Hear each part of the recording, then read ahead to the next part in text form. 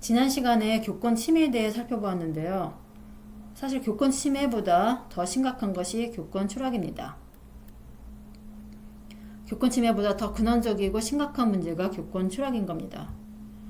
교권 추락 때문에 나타나는 현상이 교권 침해입니다. 교사의 권위가 무너져서 교권이 침해되는 거죠. 교권 추락의 원인은 여러 가지가 있습니다. 그중 하나를 들자면 그동안 교육부에서 시행한 여러 가지 교육 정책이 있는데요.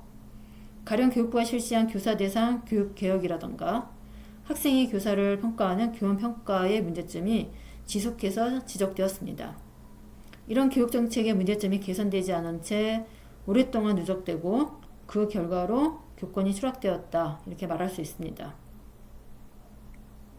교원평가만 보더라도 여러 가지 문제점이 있는데요. 그중 하나가 교수법에 대한 전문적 지식이 없는 학생과 부모가 교사의 교수 능력을 평가한다라는 겁니다.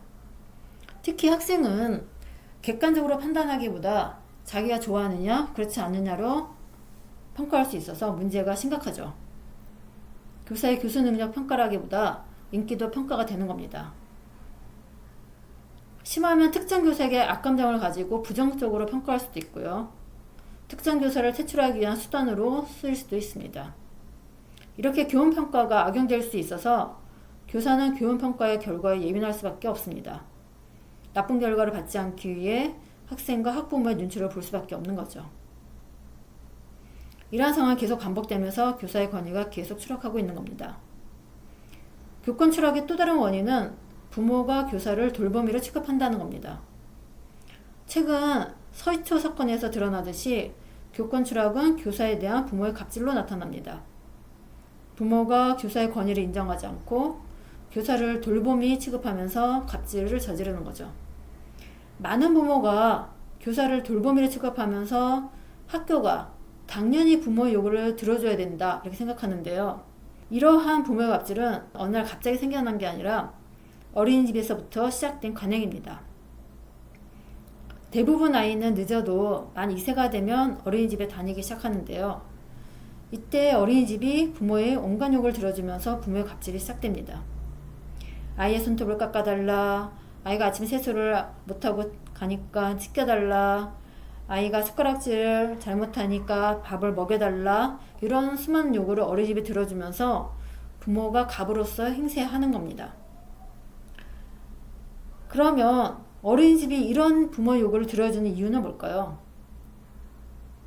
그 이유는 한 명의 아이라도 놓치면 안 되기 때문이죠.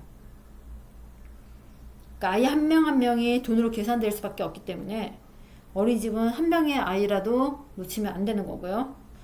그래서 어린이집은 아이가 다니지 않을까봐 항상 노심초사하면서 부모의 어떤 요구도 들어주는 형편입니다. 더군다나 어린이집은 학교가 아니라 사회복지시설입니다. 그러니까 원래 돌봄 기관이죠.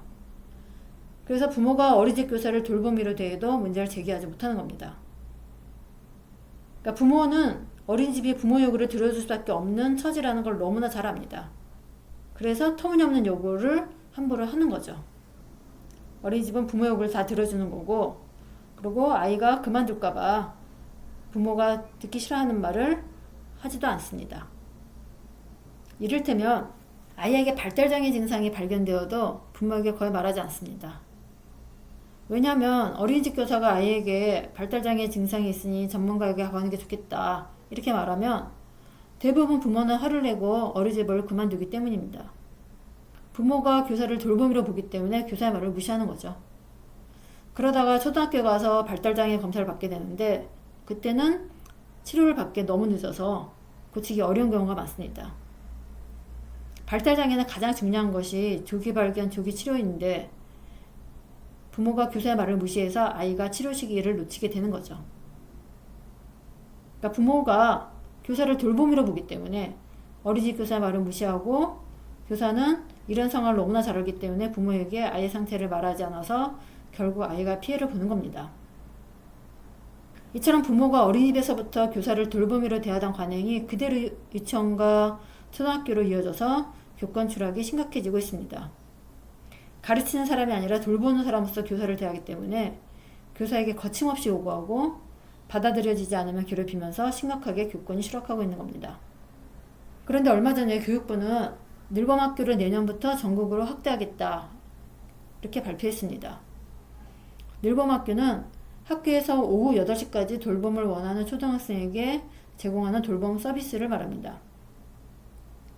안 그래도 부모가 교사를 돌봄이라 취급해서 교권이 추락하는 마당에 학교가 돌봄을 강화하겠다는 거죠. 그러니까 늘봄학교는 교권 추락을 부추긴다고 볼 수 있습니다. 교사는 단지 돌본 사람이라는 부모의 인식이 굳어질 수 있기 때문입니다. 또한 아이들이 정규 교육과정보다 더 긴 시간을 돌봄 교실에서 보내면 학교는 단지 돌봄 기관으로 전락할 수 있습니다. 학교가 교육기관으로서 자기 역할을 제대로 수행하지 못하고 단지 돌봄 기관으로 기능할 수 있는 겁니다.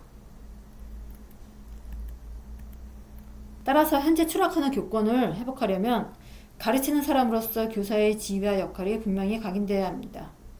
돌봄이로서 교사를 바라보는 시각이 시급히 바뀌어야 하는 거죠. 교권 회복을 위해서 아무리 강한 법적 조치가 이루어져도 부모 인식이 바뀌지 않으면 교권 회복은 요원할 뿐입니다.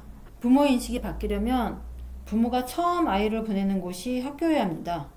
지금처럼 사회복지시설인 어린이집이 아니라 학교라는 공간에서 교원 자격증 있는 교사를 만날 때 부모가 교사를 가르치는 사람으로 대할 수 있습니다. 이것이 교육부 중심의 유보통합이 필요한 이유이기도 합니다. 모든 아이가 처음으로 교육을 받는 곳이 유치원과 같은 학교일 때 교사의 권위가 바로 설 수 있습니다. 교권 회복을 위해서 모든 아이가 돌봄기관이 아니라 교육기관에서 첫걸음을 내디뎌야 합니다.